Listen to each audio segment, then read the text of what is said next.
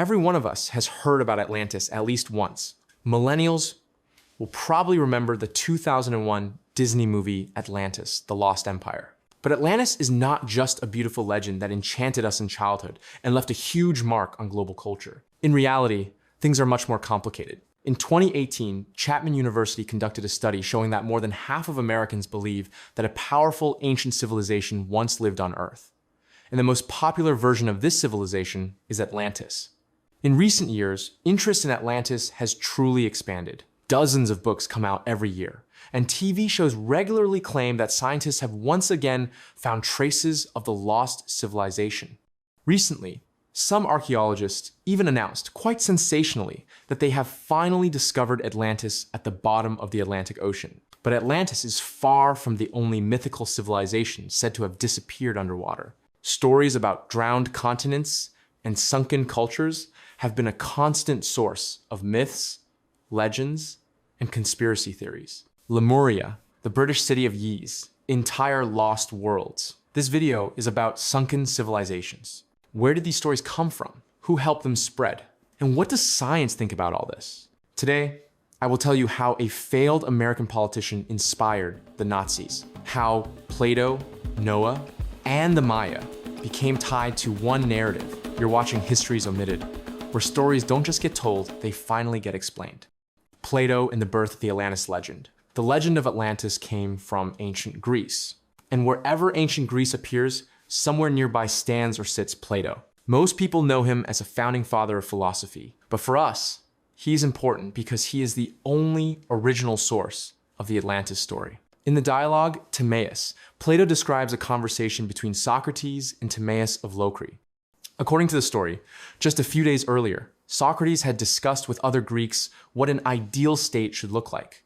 The debate became so important that it shaped Western political philosophy for millennia. And then, in the sequel, Timaeus reveals a secret supposedly passed down by Egyptian priests. 12,000 years ago, when humans, according to modern science, still lived in caves during the Ice Age, Athens was the strongest state in the world. Its main rival was a massive island beyond the Pillars of Heracles, the modern Strait of Gibraltar. This land was called Atlantis. In the center of the island stood temples and a royal palace. Around them, defensive earthworks and 3 rings of circular canals connected to the sea by a long passage that allowed ships to sail into the inner harbor. The island was rich in natural resources, full of marvels and abundance. Its people worshipped Poseidon and lived in luxury, enjoying baths, horse racing, gold and silver ornaments, and fine pottery. Atlantis conquered territories from Libya to Egypt, even parts of Italy, everything except Greece. Plato gives 2 different versions of Atlantis' downfall. In the first, the Atlanteans attack Greece, lose, and the gods punish both sides with a massive flood that wipes them out. In the second, the Atlanteans degrade morally, and Zeus destroys them for their greed. Either way, the ending is the same. Atlantis sinks beneath the sea. Plato never returned to this topic again. But because his dialogues were the most widely read philosophical works of all time, and because the Atlantis story was embedded within his life's main project, the Republic, the legend, refused to die. In the 16th century, Thomas More drew inspiration from Atlantis when writing Utopia. The word literally means a place that does not exist, a direct nod to a vanished civilization. Why no one believed in Atlantis until the 19th century. For almost 2,000 years, most thinkers assumed the story was purely mythical. Greeks traveled to Egypt looking for the archives mentioned by Plato, and of course, found nothing. Archaeology showed countless inconsistencies. The age of the island did not match scientific data. Bronze weapons, described by Plato, appeared 6,000 years later.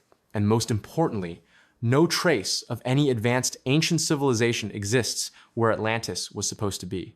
Archaeologists insist that the first people in Greece appeared around 5,000 BC, not 12,000 years ago. But everything changed in the 19th century. Ignatius Donnelly, the man who created modern Atlantis. Meet Ignatius Donnelly, a congressman from Minnesota. He is the person who turned Atlantis into a global phenomenon. He was born in a poor Irish immigrant family. His father died early. His mother raised 5 children alone. Donnelly grew up reading ancient writers and recording all his dreams in a journal. His peers mocked him for being an immigrant. At age 24, he tried to create a utopian commune based on equality and honest labor. It collapsed within a year. He supported Lincoln and fought against slavery.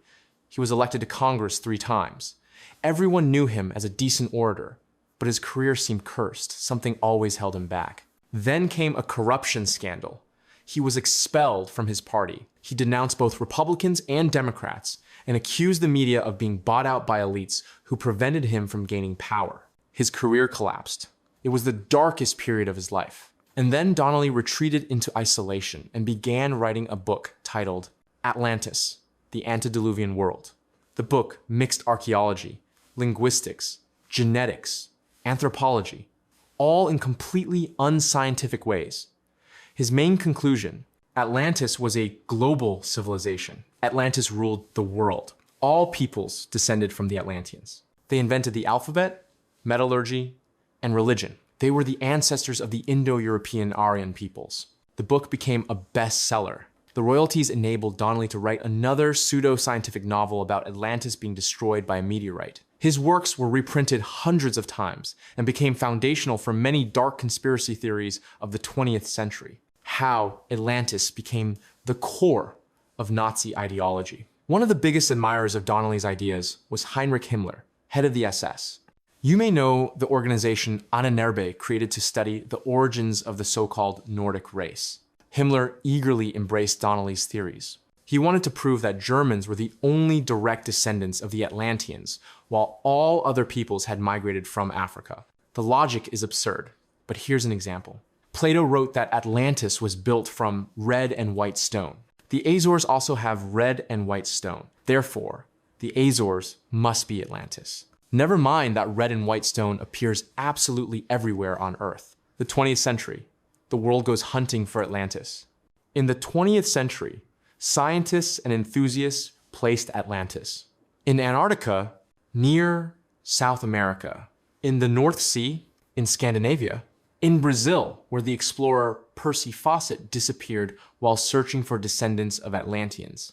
Plato's texts were reinterpreted endlessly, a classic feature of conspiracy thinking. The literary boom around Atlantis exploded in the 20th century, and historians are still searching for underwater ruins in the Mediterranean and Atlantic today. All thanks to one unsuccessful congressman who turned disappointment into a literary career.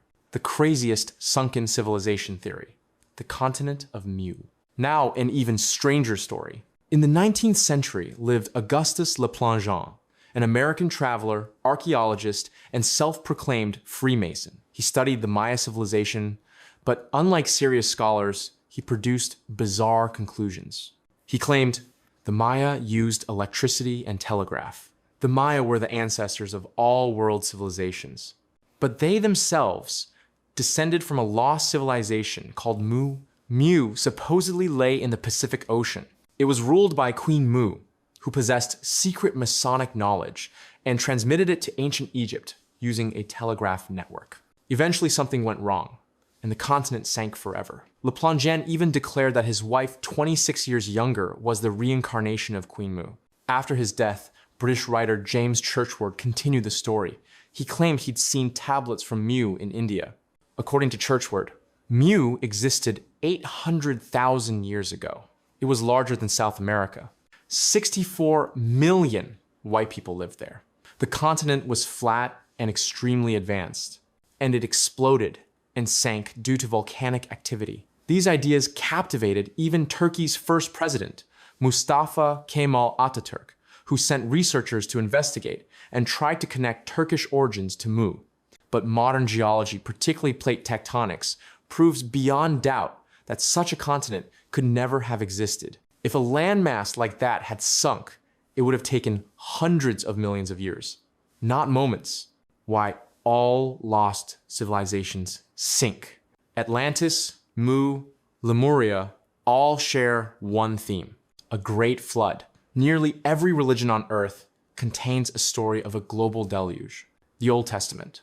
God destroys humanity for moral decay, sparing only Noah and a pair of each animal. Islam.